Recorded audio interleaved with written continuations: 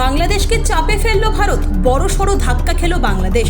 বাংলাদেশের অন্তর্বর্তীকালীন সরকারের প্রধান উপদেষ্টা মোহাম্মদ ইউনূসের সাম্প্রতিক চীন সফরে দেওয়া কিছু মন্তব্য ভারতের উদ্বেগের কারণ হতে পারে বলেই অনুমান রাজনৈতিক মহলে। নয়াদিল্লির সঙ্গে যখন ঢাকার সম্পর্কের অবস্থা ভঙ্গুর, তখন চীনকে নতুন কৌশলগত অংশীদার হিসেবে চিত্রিত করাও ভারত বাংলাদেশ সম্পর্ককে জটিল করে তুলেছে।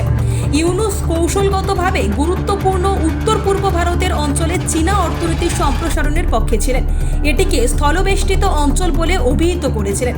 সেখান থেকেই এই সিদ্ধান্ত ভারত সরকারের। এটি চীনা অর্থনীতির একটি সম্প্রসারণ হয়ে উঠতে পারে।